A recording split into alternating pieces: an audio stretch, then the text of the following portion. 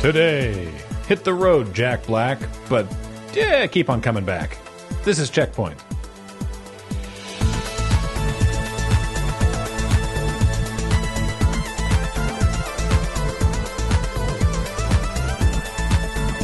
Welcome to CheckPoint, where I've been trying to date everything, but the studio's mini-split aircon unit won't return my calls. Should I be making a joke about just turning it on? No, I'm the one that wants to boink the AC unit. I don't know why you need to get yourself involved. Accidental PSYOP War Thunder has once again banned a user after restricted information was posted to its forums. In a thread titled All Harrier 2 Missing Extreme Maximum G Factor, gamer Matrix Rupture posted, "Since the AV8B manuals have been open to be shared, let's take a look," then appended a document marked with Distribution Statement C, meaning it is restricted to authorized U.S. government personnel and contractors and is in fact not open to be shared. Then, in a frankly breathtaking maneuver, they tagged the mods asking, "Is there any news of a fix?" Gaijin community managers were quick to remove the post, likely because they were once again tagged in it, and reminded posters that it is profoundly illegal for their video game to model information that is restricted, export restricted, or classified. This is the 17th such post since 2021 that has leaked information, but the first in 2025, so you made it 6 months. Good job, gamers.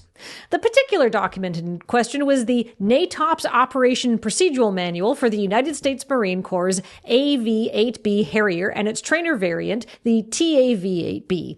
The Harrier, of course, famously needs little help from foreign adversaries in falling out of the sky and will continue to crash into air stations, eat birds, and kill Marines until it is fully replaced in those duties by the F-35B Lightning II in 2027. Roblox, the children's online game platform that has been referred to as a pedophile hellscape, is back in the news this week, and this time instead of sex violence, it's terrorism. The FBI has accused user Crazy Pain... Ozzy Osbourne's chart-tapping solo debut! No, Crazy Pain is accused of planning an ISIS-style terror attack. Mr. Payne, or James Wesley Berger from Round Rock, Texas, as he's known in the meat space, was overheard having conversations about martyrdom and murder on every parent's favorite gaming platform. The witness, another user who remains anonymous, tipped off the feds back in February of this year using screenshots of Crazy Payne planning to kill Shia Muslims at their mosque, as well as discussions with a third anonymous user about pictures of firearms shared on Discord. The FBI acquired Crazy Payne's billing information from Roblox and then executed a search warrant at his home, which may or may not have also been known as the Crazy Train. During the search, FBI agents learned that one of Crazy Payne's family members had installed a keylogger on his PC, and that the keylog records reveal Crazy Payne had a date planned for the attack, as well as a choice of location, a Christian music festival.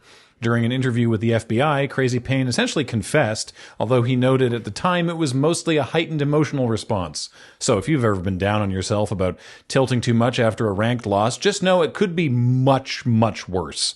And if you're also thinking, oh no, Roblox isn't safe, there are terrorists there, hold up. You're not doing the platform justice. The fact that people are using Roblox to talk about their murder plans means it's not just a wasteland of microtransaction bots and child predators. It's also a passable impression of social media. And that means there are all kinds of reasons you should keep your kids off Roblox, not just the terrorists. Balatro is one of the most successful indie games released recently, and it all stemmed from a hobby project that developer Local Funk shared with their friends. So it's fitting that Balatro keeps popping up in other places as hobby ports and demakes to other platforms, such as the Pico 8, the Commodore 64, and even this one that just plays in a web browser. Tempting. One of the most unusual ports has to be the Game Boy Advance. E-reader. Do you remember this thing? You plugged it into your GBA and then scanned cards through it, and the code buried in the scanning strip loaded it into RAM. Nintendo offered cards that added new levels and power-ups to Super Mario Advance 4, new items and designs for Animal Crossing, and even 12 classic NES games and Balloon Fight.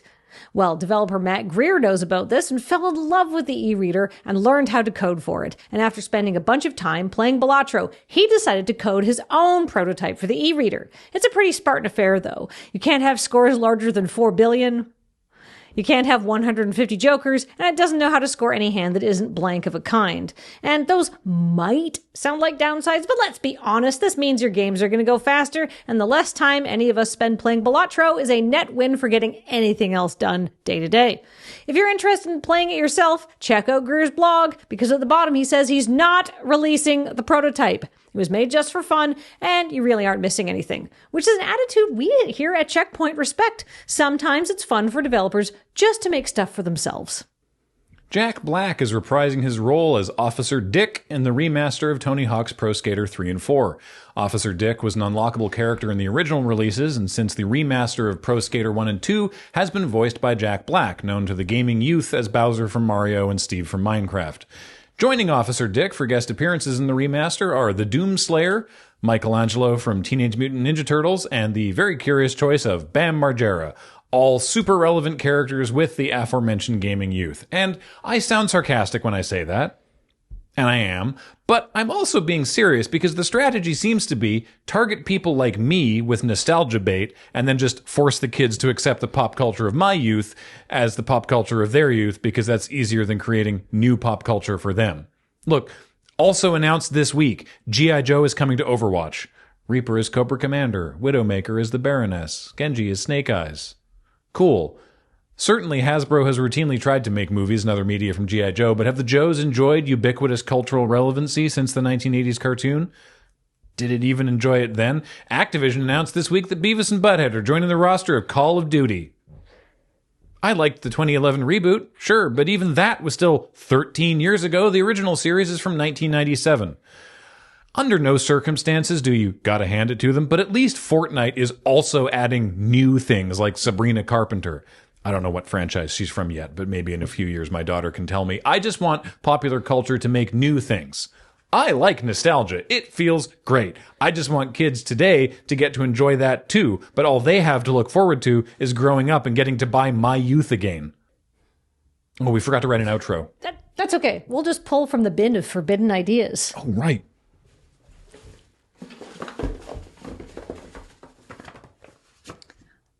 Walnut fetish. Why do we have this bin?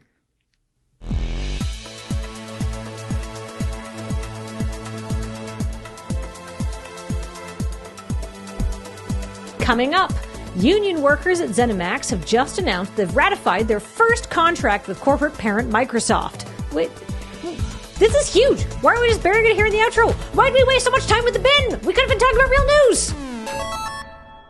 That nostalgia story just sort of came to me when I was looking at all the stories that Paul had put aside, and it's like G.I. Joe's in Overwatch, Beavis and Butthead are in Call of Duty, and even that one people were like, really? This is weird. Because I don't think that they would approve of the American military-industrial complex. Honestly. What, the characters? Oh, they think it was cool. Well, I mean, they're like cool guns, right? Yeah, exactly. Like, I don't. There are some Call of Duty fans who are, objecting to the Fortnitification of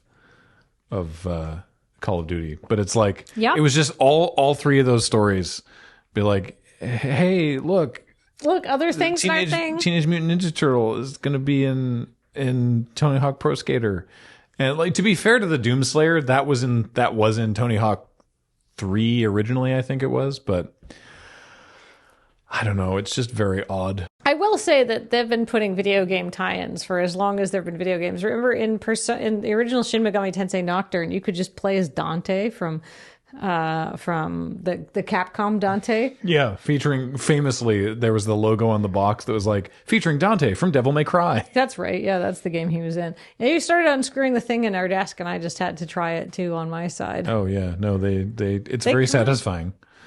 They're just decorative. Yeah. So fancy. The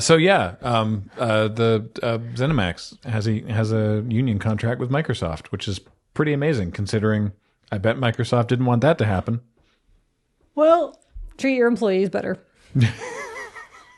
I mean, yes. Also that. You could probably identify who wrote which stories this week. Obviously, Beej wrote something about the GBA e-reader, which I, to be fair, had forgotten existed. Yep, me too. Nelson wrote about Crazy Pain, and Roblox. which is why his photo was there. And Cameron, of course, wrote about War Thunder. I didn't know that plane was, or helicopter plane was so bad. Then he's like, they don't need help falling out of the sky. It's just bad. Yeah. Yeah. I wrote nothing, but I'm here anyhow. You wrote the outro with the bin. Yeah. With our bin of delights. Yeah. It's just the garbage can. Yeah, that's where we put the forbidden ideas. Mm-hmm. I mean, the worst idea I could come up with as a prompt was walnut fetish. I don't believe you. I'm sure you could come up with something. Come up with something worse then. I dare you. No, I don't want to. That's the thing. I'm just saying I believe that you could come up with something worse. I don't want you to. I just believe that you can. Why would you threaten to unleash my power on an unsuspecting world like this? That's not. I support you is what I'm saying. Oh. I believe you want could do me to worse. get us canceled. No, oh Lord. Hey, patreon.com/loadingreadyrun is one of the ways you can support us here. Also, you can become a member on the channel. We'll have shout outs for those folks in a moment. But we couldn't do this without you. So support to keep making walnut fetish happen. I just have here, channel Benjamin Wheeler more. Hey, thanks for watching, everybody. See you later. Bye.